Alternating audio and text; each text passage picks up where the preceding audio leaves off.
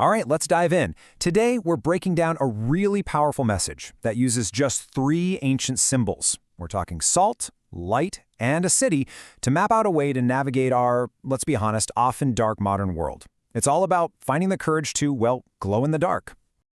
So we're actually going to start with the punchline, the very end of the message. Tell them to glow in the dark. It's such a striking command, right? And by the time we're done here, you'll know exactly what it means and why it's such a powerful call to action. So let's get into it. Okay, so this whole message is really built on a foundation of 3 core metaphors from the Sermon on the Mount: salt, light, and a city on a hill. To really get what's being said, we first have to understand what these symbols meant way back when. Now, the speaker points out something really crucial in the original Greek language here. When the text says you are, it's not a suggestion. It's not something you're supposed to become later. It's a powerful, present tense declaration. It's also plural, so think y'all are. It's about who you are right now. It's your identity, not a to-do list. First up, salt. In the ancient world, salt was way more than just something you sprinkled on your food. It was this huge symbol of deep relationships. It meant forgiveness, loyalty, and holding on to what's most precious. So to be salt means being the very ingredient that holds people and communities together. Next, there's light. And in this context, light is all about one thing: truth.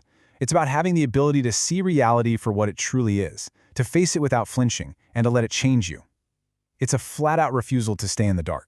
And that brings us to the last one: a city on a hill. Now, this could mean a lot of things, like power or safety, but the main point here is much simpler. It's about being seen. It's an image of being a witness. Your actions, the way your community lives, it's all visible to the world, even from far away. People are watching. So we have these ancient ideas: salt, light, a city. But what happens when they smash right into our modern reality? Well, this next part is where things move from theory to a really raw, personal, and emotional tipping point. The speaker uses that famous line from Dickens, you know the one, to describe this feeling of emotional whiplash. She talks about experiencing this incredible joy and creativity in her life, but at the exact same time, feeling this deep, crushing despair about the state of the world. It's a tension I think a lot of us can probably relate to. And for her, the tipping point, the thing that finally broke the dam, wasn't some huge international headline.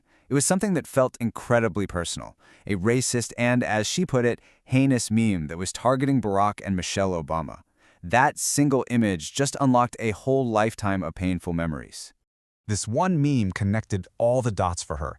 It took her right back to the smell of a burning cross from her childhood, to the intense fear that surrounded the Selma March murders, and to the quiet pain of watching her housekeeper, who she loved, be too afraid to order at a newly desegregated Dairy Queen.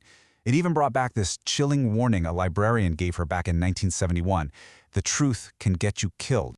But after laying all that out, she makes this really powerful pivot. She says her outrage isn't just about her own story. It's not just personal or political. She frames it as a conviction that comes directly from her faith, saying, "I will not tolerate it because I am a disciple of Jesus Christ. I am salt, light, city on a hill." So from that deeply personal place, the message kind of zooms out and becomes this universal warning for all of us, especially in times that are as divided as ours. It's really about our own spiritual health. And here it is. This is the crucial warning. In our anger, in our opposition to things we find truly deplorable, we are in serious danger of becoming a mirror of those very things. It's a profound caution against letting our outrage twist us into a reflection of what we hate. So you can see the 2 paths laid out here, right? On one side, you have that destructive mindset, dehumanizing people, becoming numb to pain, clinging to rock-hard certainties. But then there's the other path, the call of the witness. To be salt that brings people together, light that actually sees the pain of others, and a city on a hill that shows a better, more hopeful way. So why is this warning so critical? Well, here's the logic behind it, and it's a gut punch. The speaker says with total conviction that a lack of love creates a vacuum, and evil fills in the gaps that the lack of love leaves every single time. It's a really powerful reason to choose a different way. Okay, so that brings us to the home stretch, the final, uplifting part of this message. It's not about staying in that despair. It's about a courageous and hopeful response. It's the final call to action.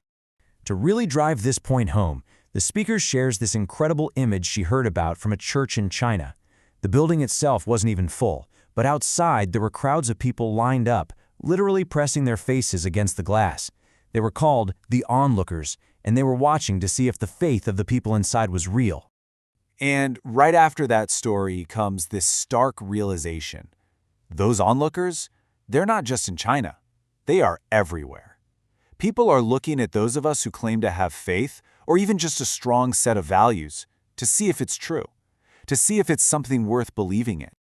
So when you're faced with all of that, the darkness, the division, the heavy weight of knowing people are watching you, the speaker asks this really raw, honest question in a moment of prayer. In a time like this, what is there possibly left to say? And the answer she felt she got was so simple, so direct, and so profound. And it brings us right back to where we started. The instruction wasn't to fight, or to argue, or to despair. It was this: tell them to glow in the dark. And that's really the ultimate takeaway. It's a determination, a choice to be who you already are: salt, light, a city on a hill. It's not about waiting for the world to get brighter. It's about choosing, even when it's hard, especially when it's hard, to glow in the dark. So, a thought to leave you with: what does glowing in the dark look like in your life?